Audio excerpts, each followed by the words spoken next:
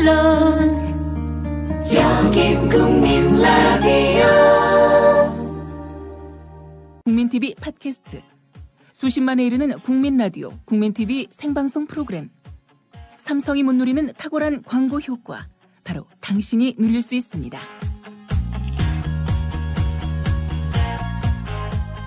광고 문의는 서울 전화 3144-0933, 3144-7737 또는 국민라디오 gmail.com으로 하실 수 있습니다.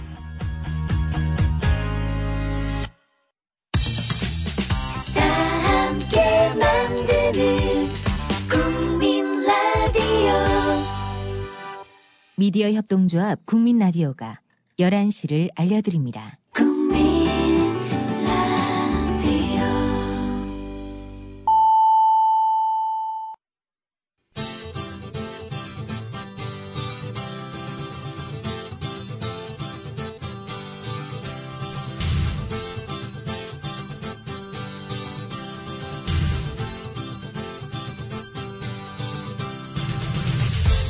투박하지만 정직하다. 비평을 비평하는 남자 서영석. 그가 바라본 세상. 사설과 칼럼을 통해 오늘을 짚어본다. 서영석의 라디오 비평. 안녕하십니까, 서영석입니다. 새누리당 정치쇄신 특위위원을 지낸 이상돈 중앙대 명예교수. 이 양반도 좀 박근혜 대통령에게 사기당한 사람 중에 한 분이긴 합니다만은, 박근혜 대통령은 신년 기자회견에 대해서 이렇게 얘기를 했습니다. 1년에 겨우 한 번 모든 해난에 대해서 몰아서 얘기하고 1년 동안 아무런 대화도 없는 이런 대통령은 민주주의 국가에서 보기 어렵다라고요. 처음부터 크게 기대하지 않았기 때문에 그런 예상 그대로였다라고 혹평하면서 이렇게 얘기했다고 합니다. 이상돈 교수는요, 특히 기자회견의 형식에 대해서 이건 통상적인 우리가 얘기하는 그런 대통령 기자회견이 아니다 라고 단언합니다. 기자회견은 대통령이 끓이지 않고 부당하게 해야 한다. 어떤 특정한 현안이 있을 때 그때 나와서 기자들에게 질문을 받아야 한다 라고 얘기합니다. 오바마뿐만이 아니라 과거 미국 대통령들 다 그랬다. 일주일이 멀다 하고 기자들과 어떤 특정 이슈에 대해서 얘기하고 질문받고 그게 언론에 보도가 된다. 바로 그게 소통이다라고 얘기합니다. 그에 반해서 우리 박근혜 대통령의 기자회견은 일방적으로 자기 생각만 말하자면 쏟아낸 것에 불과했다는 겁니다. 이른바 문건 문제에 대해서 혹시나 하는 기대를 가지는 사람들도 있었을 것인데 예상대로 그런 답, 국민들이 원하는 답은 나오지 않았다고 합니다.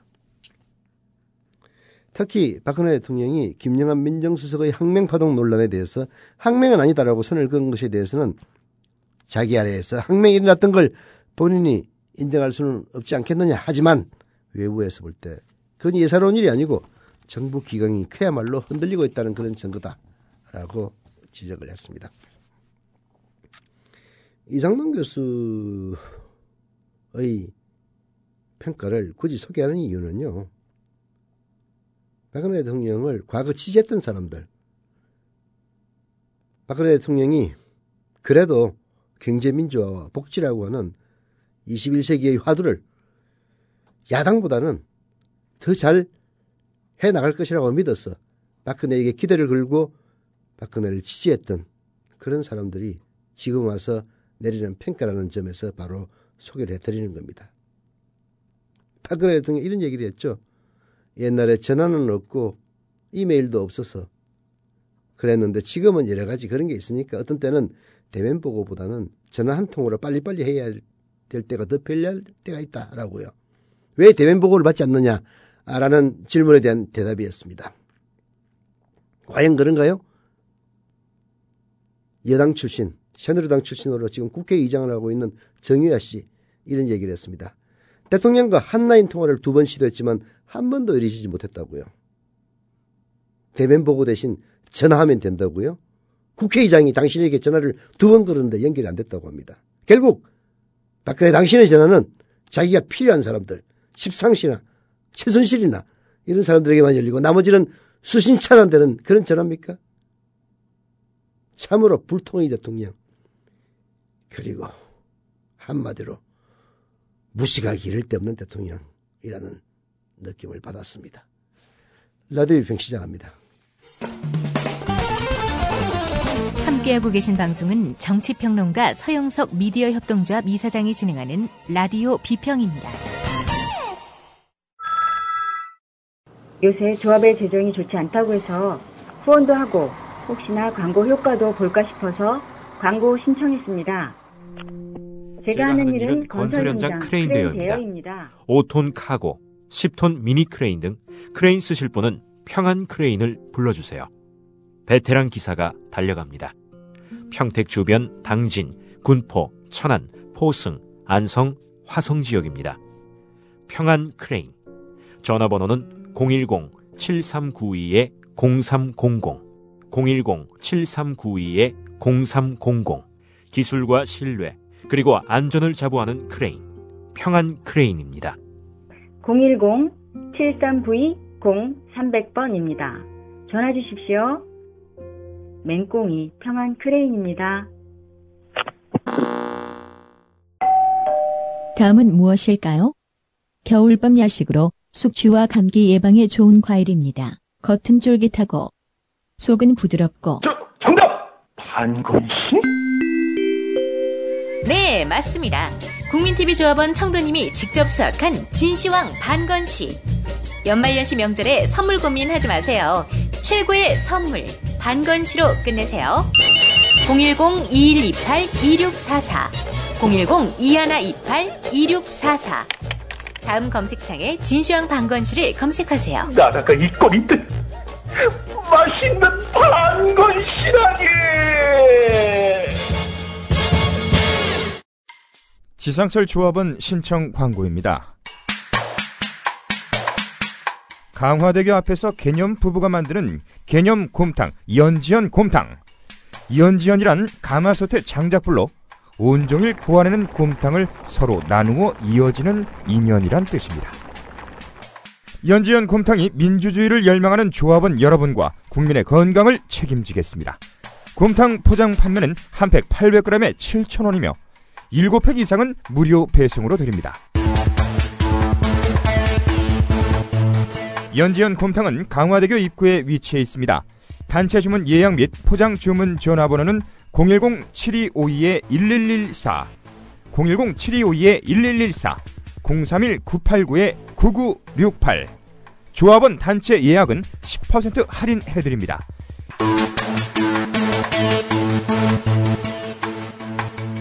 포장 판매 금액의 10%는 국민TV 후원금으로 쓰입니다. 박근혜 대통령의 기자회견. 신년 기자회견으로는 두 번째고요. 전체 기자회견 횟수도 결국 거의 짜고 치는 고스톱이었습니다만은 4번에 불과했습니다. 취임한 이후 2년 동안. 그에 반해서 김대중 노무현 대통령은 취임 5년 동안 무려 150번이나 했죠. 이명박도 참 적게 했습니다만은 그래도 20번을 했습니다. 박근혜 대통령은 이러다가는 임기 내내 아마 5번 미만으로 하지 않을까 하는 그런 생각이 드네요. 그래서 진보나 보수를 막론하고 모든 언론들이 박근혜 대통령의 불통에 대해서 질타를 했습니다.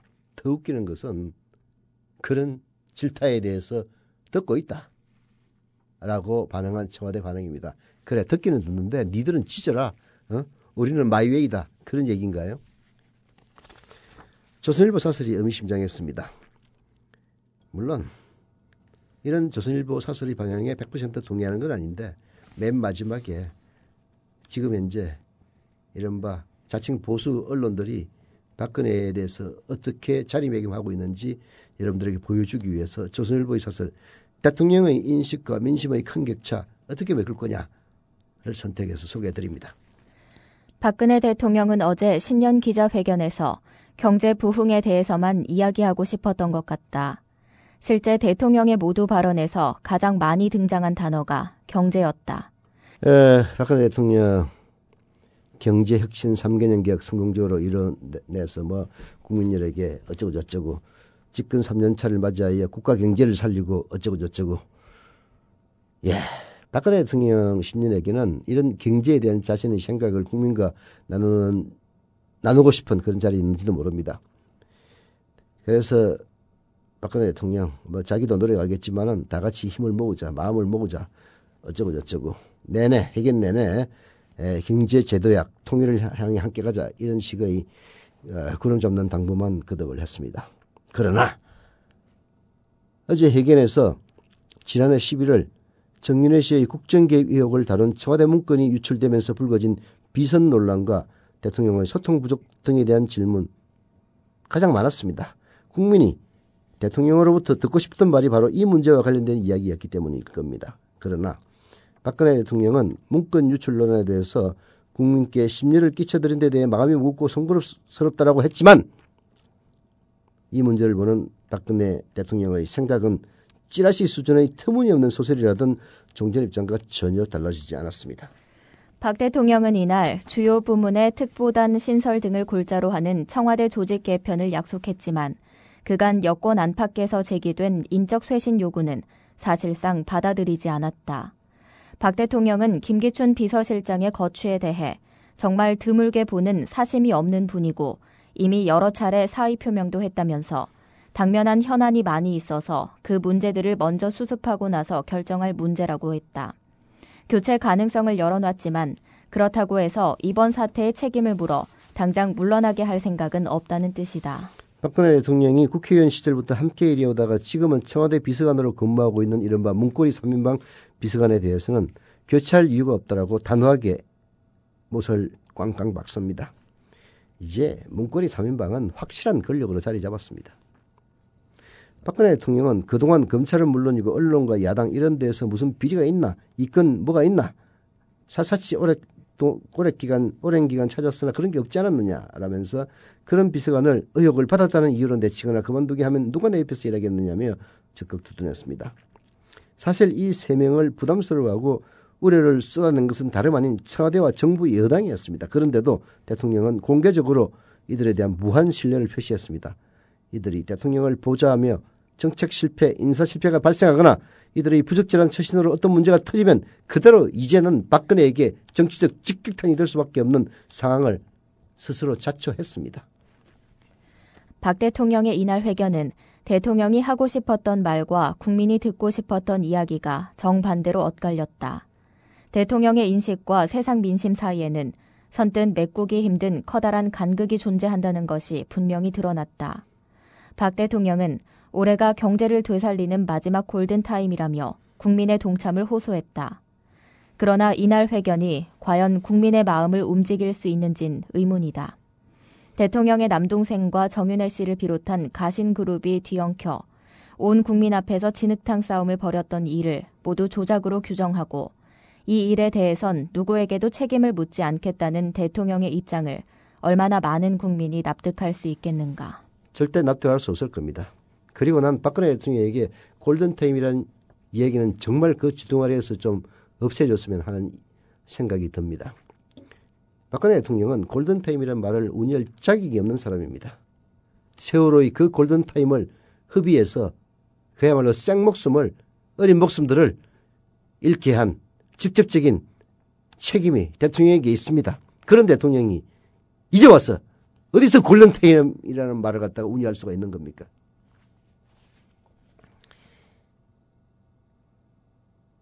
대통령의 남동생 박지만과 정윤회 씨를 비롯한 가신그룹이 뒤엉켜서 온 국민 앞에서 진흙탕 싸움을 벌여왔던 그 모든 것을 조작으로 규정한다고 진흙탕 싸움이 없어지겠습니까? 뒤를 미행하고 그 미행했다는 보도를 한 언론사를 고발까지 했지만은 그 진실 머지않아 드러날 겁니다. 박지만에게 드려져 있는 그 어문의 베일들도 권력의 커튼이 걷어지는 그 순간 그대로 드러날 겁니다. 박근혜 대통령이 자신이 추진하는 경제도약과 통일준비에 국민이 함께 해주기를 원했다면 대통령부터 바뀌고 권력 주변에 대한 철저한 쇄신을 먼저 약속하는 것이 이를 순서였다라고 심지어 조선일보도 지적을 합니다. 그러나 대통령은 역발상 거꾸로 국민들의 염장 지르는 접근을 보여줬습니다. 자신의 선택이 옳았다는 것을 입증해내는 일은 이제 온전히 대통령의 몫이 됐다라고 조선일보는 지적하는데 바로 이 얘기입니다. 네가 온 국민, 온 언론들, 심지어는 보수 언론들까지도 다 들고 일어나서 주변을 쇄신하라고 얘기를 하는데 주변에 문제가 없으니 쇄신할 필요 없다고? 그래, 잘해봐라. 이제 네 선택이 옳았는지 걸렀는지 입증해내는 건 온전하게 네 몫이니까 네가 알아서 해라. 우리는 더 이상 도와줄 수 없다라는 선언인 겁니다. 자업자득이죠.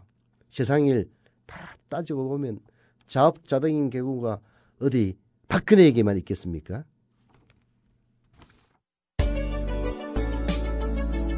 똑똑한 의료 소비자 되기 캠페인 윤훈기 치과의사입니다.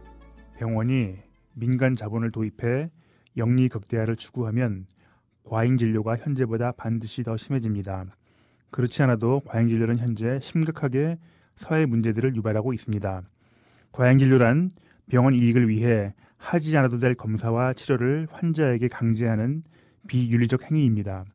허위 과대 광고를 하는 병원들은 반드시 과잉 진료를 합니다.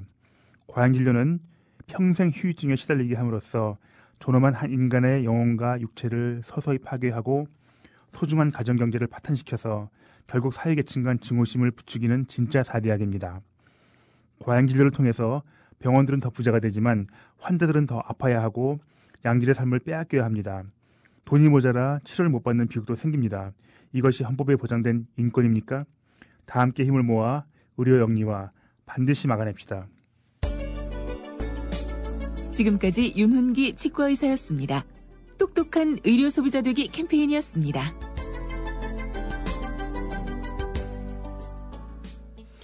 네, 어제 제가 소개해드렸던 양씨 가문, 양형성님, 그리고 오인수님, 양동혁, 양민행님 좀 가입하시고 출자금 나입해 주셨습니다. 감사드립니다. 네. 그리고 전북 전주시 덕진구의 세연애비님, 예, 어제 조합원 가입하셨는데요. 출자금 나입까지 해주셨네요. 감사드립니다. 전라북도 진안군의 돼지우따님 역시 조합원 가입 출자금 나입해 주셨습니다. 카미님, 예, 조합원 가입 감사드립니다. 경기 수원시 영통구의 블랙베리님 조합원 가입 감사드립니다. 출자금 나입도 해주셨습니다. 코스염 필름즈님 조합원 가입 감사드리고요. 서울 구로구 언수동의 버럭이님, 경기 김포시 양천읍의 간첩신고님, 그리고 항상 그대로님 조합원 가입 출자금 납입해 주셨습니다. 감사드립니다. 근성만이 살길님, 스카이맨님 조합원 가입해 주셨고요. 대깡님 조합원 가입 출자금 납입해 주셨습니다. 감사드립니다. 김BK0223 조합원 가입해 주셨습니다. 경기 안산시 단원구의 천웅배어님 조합원 가입해 주셨고요. 출자금 납부까지 해주셨습니다. 서울관악구 서원동의 너부리부리님 조합원 가입해 주셨습니다. 감사드립니다.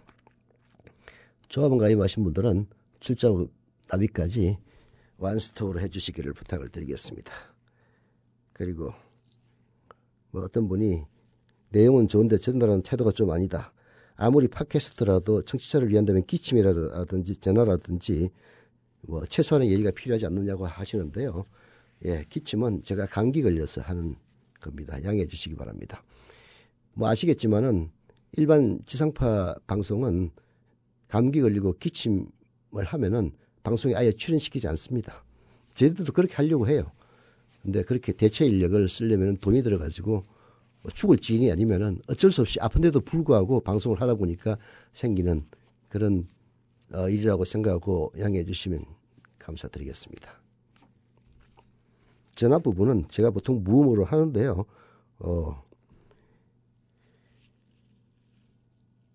오늘은 진동으로 해가지고 설명을 잠깐 드린 겁니다. 그리고 지상파는 아시겠지만 세련되고 그리고 예의 바릅니다. 세련되고 예의 바름은 두 가지에서 비롯되는 거죠. 하나는 자본, 돈이 많습니다. 예. 그래서 어느 정도의 스킬을 구비한 사람을 비싼 돈을 주고 데리고 와서 시킵니다. 그러니 세련됐죠. 그러나 예의 바른 것은 방송통신심의위원회의 심의를 받기 때문입니다. 방송통신심의위원회는 비속어라든지 정치 편향적이라든지 뭐 이런 등등을 잡아내서 그런 것들에 대해서 제재를 가하고 그 제재가 누적되면 지상파 채널을 뺏깁니다. 그래서 급에 똥을 싸죠. 그러나 인터넷 방송은 전혀 그런 게 없습니다. 물론 지상파에 방송통신심의회의 심의를 가하는 이유는 거기에 따르는 반대급부가 있기 때문인데 저희들은 반대급부가 없는 대신에 심의를 받지 않는 그 자유로움이 있는 거죠.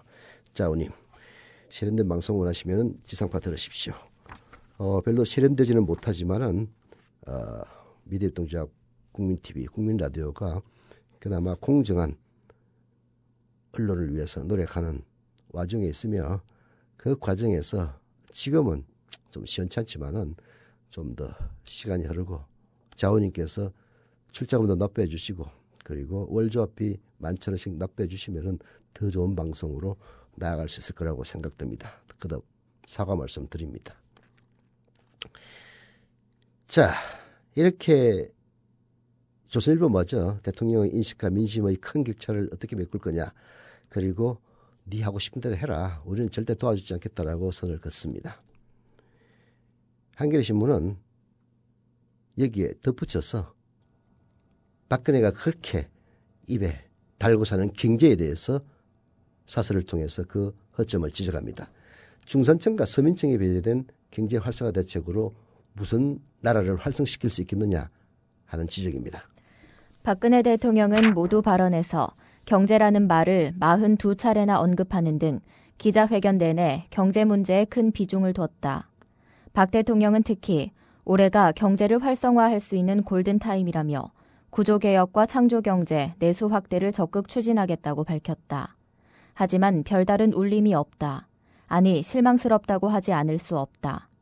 박 대통령의 발언은 지금까지 해오던 것으로 엄중한 국내외 경제 현실을 타개할 비전을 찾아보기 어렵다. 중산 서민층의 팍팍한 살림이 피게할 방도는 더더욱 눈에 띄지 않는다. 이래가지고 박 대통령이 얘기한 우리 경제가 잠재 성장률 4%, 고용률 70%, 국민소득 4만 달러 시대로 나아갈 수 있을지 모르겠다. 저는 박근혜 대통령의 기자회견을 생방송으로 듣지는 않았습니다. 물론 어제 그 시간대에는 제 방송을 준비하던 시간이었기 때문에 생방송을 들을 겨를도 없었지만은 듣고 싶지도 않았습니다. 그러나 그 후에 나온 기사를 보고 우리 경제를 잠재 성장률 4%, 고용률 70%, 국민소득 4만 달러 시대로 나아간다 운운하는 대목을 보고 이명박의 747 사기를 또다시 외는 것이냐 정말 한심하게 이럴 데가 없었습니다. 747, 칠 수 있는 사기는 다친다는 말로 희화화됐습니다마는 박근혜 대통령의 잠재 성장률 4%, 고용률 70%, 국민소득 4만 달러 시대 474, 칠 수 있는 사기 다친다는 이 공약 역시 사기 공약입니다. 박 대통령이 강조한 공공노동부문 등의 구조개혁은 필요하다고 본다. 하지만 일방적으로 추진해서는 성공할 수 없다. 노동개혁은 더 그렇다고 할 수 있다. 그런데 정부는 정규직의 고용보호 완화에 무게를 실은 채 비정규직 처우 개선을 위한 실효성 있는 대책은 내놓지 않고 있다. 박 대통령 스스로 비정규직을 생각하면 참 마음이 무거워진다. 비정규직은 열심히 일하고도 정규직보다 적은 월급을 받고 계약이 끝나면 일자리를 잃을까봐 마음을 졸인다고 얘기하면서도 말이다. 게다가 복지제도가 취약한 상황을 고려할 때 정부의 이런 개편 방안을 노동계가 순순히 받아들이고 노사정 대타협을 이루기는 쉽지 않아 보인다. 또한 박 대통령의 상징 브랜드라고 할 수 있는 창조경제는 여전히 실체가 모호하다. 9호 이상의 것을 아직 제시하지 못하고 있다고 해도 그르지 않다. 내수 확대 역시 이렇다 할 성과를 내기에는 대책이 미흡하다. 박근혜 대통령의 경제에 대한 생각은 지금부터 40년 전의 박정희 시대의 그것과 별로 다르지 않습니다. 이름은 창조경제라고 하지만은 저는 오히려 새마을운동 경제에 걸맞는 것이 아니냐 하는 생각마저 들 때가 많이 있습니다. 근본적으로 발상을 바꾸고 박근혜 대통령이 대통령이 되기 위해서 국민들에게 사기를 칠 때 조언을 받았던 김종인 혹은 이상돈 이런 사람들로부터 경제 민주화와 복지의 정책을 전면적으로 도입하지 않는 이상 박근혜의 이야기는 백년하청이고 결국은 국민에게 치는 사기에 불과합니다. 박근혜 대통령 그런 식으로 이야기하면서 빈부격차와 소득 불평등 현상을 줄이는 데는 전혀 관심을 보이지 않았습니다. 우리 사회의 빈부격차와 불평등이 얼마나 심각한지 다시 들먹을 필요가 없을 겁니다.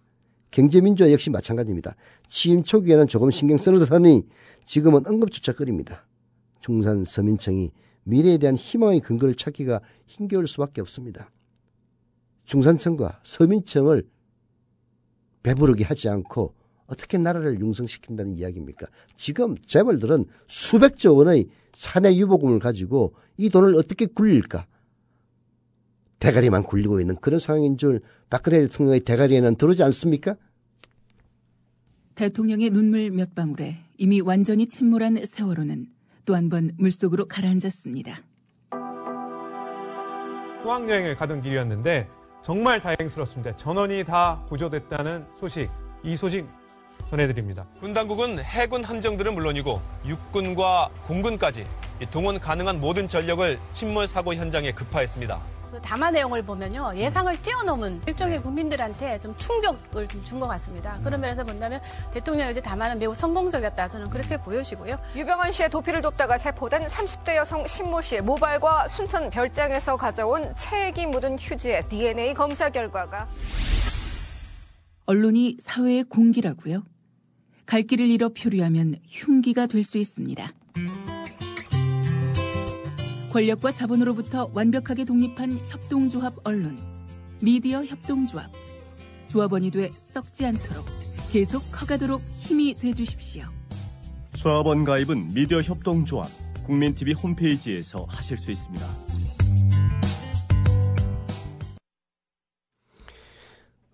미디어 협동조합, 국민TV 조합원들 중에서 중1부터 고3까지의 청소년들 모임이 생겼습니다. 청연, 맑을 청의 인연연자인데요. 맑은 인연이란 뜻인가요? 예, 이런 모임이 생겼는데, 말하자면은 중1부터 고3까지 청소년들이 모여서 강연도 듣고, 그리고 뒤풀이도 하고 수다도 떨자, 이런 이야기인 것 같습니다. 첫 모임이 이번 주 토요일 오후 2시 국민카페 온웨이에서 있는데요.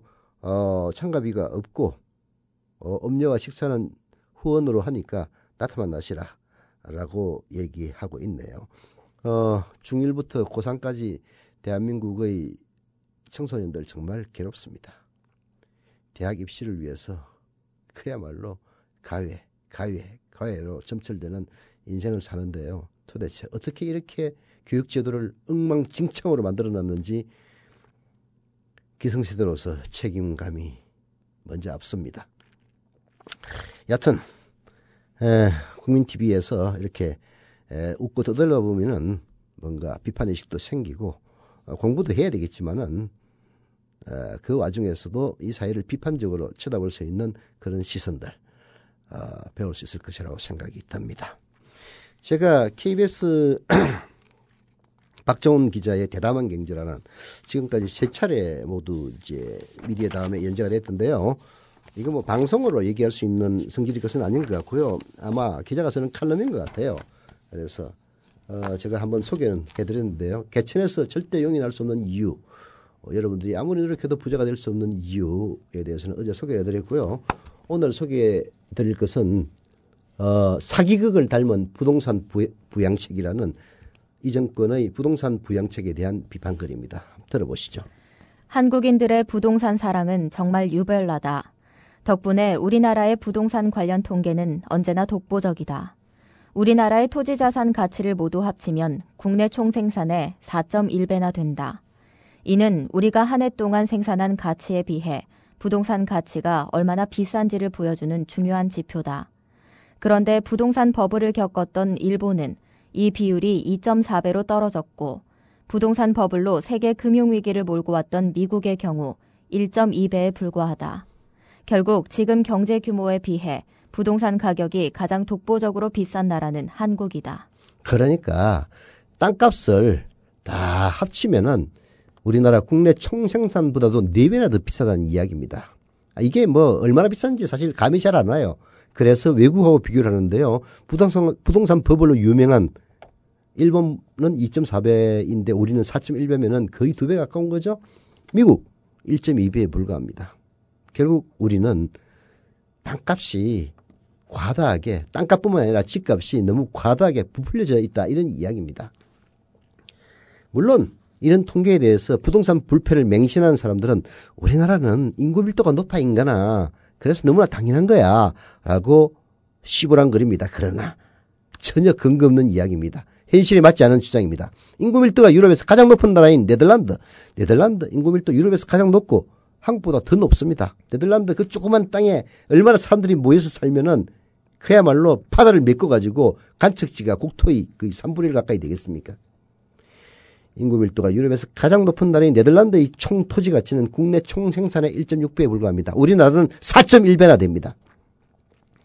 여기에 반해서 인구 밀도가 전 세계 193개국 중에서 191위로 최하위권 호주는 대륙인데 인구가 몇천만 밖에 안 됩니다.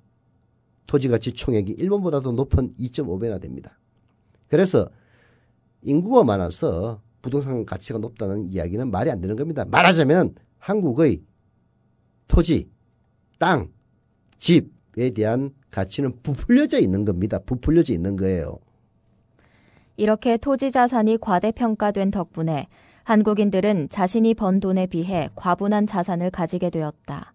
우리나라 GDP 대비 국민 순자산 비율은 무려 7.7배로 세계에서 가장 절약하는 나라인 일본의 6.4배는 물론 캐나다의 3.5배보다 훨씬 높다. 부동산 가격이 세계 최고 수준으로 치솟아 오른 탓에 우리는 더 많은 것을 누릴 수 있었다.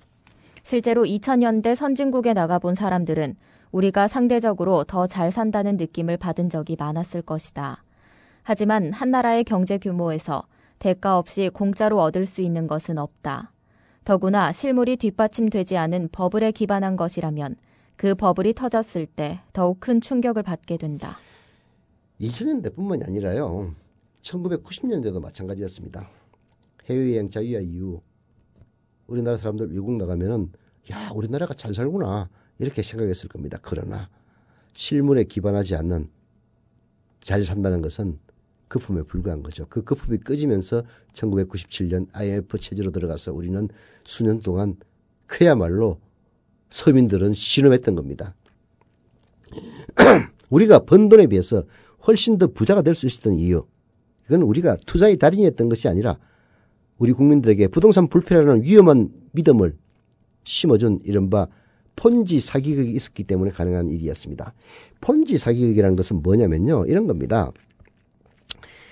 90일만 투자하면 원금의 50%를 주겠다는 그런 허황된 수익률을 광고로 투자자를 끌어모읍니다. 그래서 거기에 쏘은 사람들이 투자자들이 와요. 그러면 그 투자자들의 원금을 가지고 실제 50% 이자를 줍니다. 실제로 50% 이자를 챙기는 사람이 생기니까 더 많은 사람들이 열광해서 투자를 해 나섭니다. 그래서 이 찰스 폰지라는 사람은 6개월 만에 $800만, 요즘 가치로는 거의 1,000억 원이 넘는 투자금을 끌어모읍니다. 그러나 폰지 사업의 비밀은 이런 거 요즘 우리나라에도 그런 거 있습니다. 그걸 뭐라고 그러지? 여하튼 그건 통과. 폰지 사업의 비밀은 새로운 투자자에게 모은 돈을 기존 투자자에게 주는 방식입니다. 그래서 새로운 투자자의 돈을 가지고 기존의 투자자에게 이익의 50%를 주는, 실제로 뭔가가 생겨가지고 이윤을 50% 창출해서 주는 게 아니라 새로운 투자자의 돈을 끌어들여서 그 돈으로 주는 겁니다. 그래서 끊임없이 새로운 투자자들을 해놓게 돈을 끌어오지 못한다면 언젠가는 끝날 수밖에 없는 위험한 사기극에 불과한 거죠. 물론 폰지 새로운 희생양을 찾아내지 못해서 6개월 만에 파산했습니다. 그래서 4만 명이 피해를 받고요. 그때 은행 5곳이 문을 닫았다고 합니다. 폰지 사기, 이렇게 사람을 현혹하게 돈을 갈취하는 것을 뜻하는 말인데요. 바로 대한민국 부동산 시장은 그런 폰지 사기극에 불과하다는 이야기입니다. 그동안 한국의 부동산 시장에서는 우리가 아는 경제 원칙들이 적용되지 않는 경우가 많았다.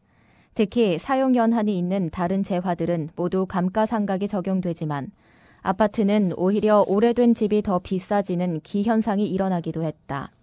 이 같은 현상은 수십 년 계속되자 한번 오른 부동산 가격은 결코 떨어지지 않는다는 부동산 불패의 믿음까지 생겨났다. 2000년대 중반까지 집값이 치솟아 오를 수 있었던 이유는 우선 경제 성장에 따라서 우리 국민들의 실질 소득이 지속적으로 증가해 왔기 때문입니다. 더구나 집을 사는 나이대인 25살에서 49살까지 핵심 생산 가능 인구가 계속 그때는 늘어나고 있었습니다. 그래서 집을 살 수 있는 사람들, 돈을 버는 사람들이 늘어나니까 결국은 집은 계속 수요가 늘어나고 그래서 집값은 오를 수밖에 없었다 이런 이야기입니다. 그러나 이 핵심 생산 가능 인구 25에서 49살까지 인구는 1980년 1173만 명이었는데요. 2005년에는 1993만 명으로 지속적으로 그때는 늘어났습니다. 그래서 집에 대한 수요가 끝없이 늘었고 부동산 불패라는 착각이 뿌리 깊게 자리 잡았던 겁니다. 그러나 이젠 한국의 경제 환경이 급속도로 악화됩니다. 더 이상 집값을 지탱하기 어려워집니다. 경제 성장률 3%대까지 떨어졌습니다. 그나마 그 성장의 과실을 국민들이 아니라 기업이 독차지한 때문에 근로자들의 실질 임금은 2007년 이후 5년 동안 늘어나기는커녕 오히려 2.3%나 감소했습니다. 더구나 핵심 생산 가능 인구는 2010년부터 줄어들기 시작했습니다. 결국 집값 상승의 가장 중요한 원동력이었던 소득은 2.3% 떨어졌습니다. 그리고 인구 2010년부터 줄어들고 있습니다. 지금은 부동산 가격을 그것이 바로 끌어내리는 요인으로 바뀐 겁니다. 게다가 이미 5060 세대가 가구주인 경우에 순자산의 80 내지 90%를 부동산에 쏟아부은 탓에 더 이상 부동산 투자 비용을 늘릴 여력이 없어졌습니다. 50대 60대는 자기 자산의 8, 90%가 부동산에 박혀 있어요. 10 내지 20% 가지고 다시 부동산을 구매할 수가 없습니다. 그래서 본격적으로 은퇴를 시작하는 5060 부동산 투자 비중을 늘리기는커녕 오히려 현금을 확보하기 위해서 부동산을 팔아야 될 지경에 처해 있는 겁니다. 집을 팔아서 지금 여러분 주변에 보십시오. 서울에 있는 집 팔아가지고 그 돈 가지고 시골 내려갔던 사람 많죠. 바로 그게 5060 세대들의 현실입니다. 집값이 떨어지게 되면 경제 전체에 비상이 걸린다. 부의 효과가 마이너스로 작용하여 소비가 줄어들고 경기가 위축될 위험이 커지기 때문이다. 이 때문에 내 임기만 피하고 보자는 님티의 유혹에 빠진 정부는 부동산 시장에서 폰지 사기극을 벌이는 위험한 도박을 하게 된다. 미국의 서브프라임 대출 위기도 바로 이런 위험한 도박 속에서 탄생했다. 2000년 IT 버블이 붕괴되자 미국 연방준비제도 이사회는 단 2년 만에 기준금리를 연 6.5%에서 1.25%로 끌어내렸다. 이에 대해 거품 경제를 우려한 경제학자들이 2003년에 금리를 다시 올려야 한다고 조언했지만 미국 연준은 이를 비웃듯 금리를 1%로 내렸다. 이자가 싸지니까 집 살 능력이 안 되던 사람들도 돈을 빌려서 부동산을 투자합니다. 웬만한 중상층까지 다 집을 소유하기 시작하다 더 이상 집 사줄 신규 소유가 남아있지 않았습니다. 그래서 미국 정부는 자신이 후원하는 보증업체인 페니메이나 브래디맥 다 망했죠. 총동원해서 신용이 부족해 집을 사기 어려운 저소득층에 보증을 써서 집 사도록 독려합니다. 그렇게 해서 미국이 말하자면 망했던 겁니다. 그런데 우리나라의 최근 부동산 정책이 바로 그런 미국을 닮아가고 있습니다. 미국과 다른 점이 있다면요. 미국에서는 마지막 폰지 사기의 희생자들이 주로 저소득층과 소수인종을 대상으로 했던 반면에 우리나라는 청년이 바로 주요 대상이 되고 있다는 점입니다. 부동산을 살 수 있는 기성세대가 줄어들자 청년들에게 장기 저리 집값을 대출해주는 정책을 내놓은 겁니다. 청년이 집을 살 수 있도록 지원하는 정책으로 포장됐지만 자칫 미국처럼 부동산 가격이 하락한다면 가장 마지막에 부동산 시장에 뛰어든 청년들이 가장 큰 피해를 볼 수밖에 없습니다. 우리나라에서 평균 소득을 버는 청년, 부모 지원받지 않고 자신의 수입만으로 서울에서 국민주택 규모의 아파트를 산다면 원리금을 갚는 데만도 무려 40년이 걸립니다. 이런 상황에서 빚을 져서라도 집을 사도록 유도하는 정부의 정책은 청년들에게 막대한 빚만 떠넘기게 될 겁니다. 실제로 지난해 가구주가 40 내지 50대인 가구는 전년보다 빚이 줄었습니다. 하지만 30세 미만의 경우에는요, 빚이 단 한 해 만에 10% 이상 늘었습니다. 이대로 경제가 살아나지 못한다면 경제활동 초기에 떠안게 된 천문학적인 빚을 평생 동안 갚아 나가야 될 청년들 급속도로 늘어나게 될 겁니다. 정부가 지금처럼 청년들이 빚을 져서라도 집을 사도록 유도하는 정책을 고집한다면 결코 집값을 지킬 수 없을 것이다. 빚으로 집값을 유지하는 정책은 내일의 주택 수요를 오늘로 끌어오는 미봉책에 불과하기 때문이다. 진정한 부동산 부양책은 든든한 주택 수요 기반을 장기적으로 회복시키는 데 있다.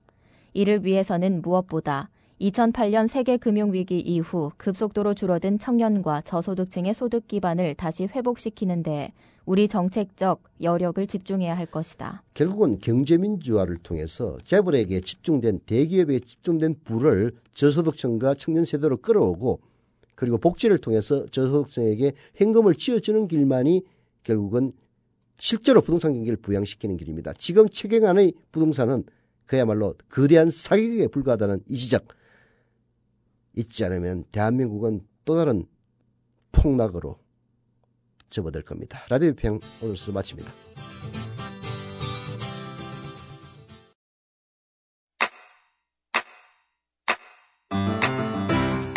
국민 라디오 지지하는 4가지 방법 아시나요? 다운로드하기, 별점 주기, 댓글 달기, 구독하기. 국민 라디오를 보다 많은 이들에게 전할 수 있는 가장 손쉬운 방법. 다운로드하기, 별점 주기, 댓글 달기, 구독하기. 잊지 마세요.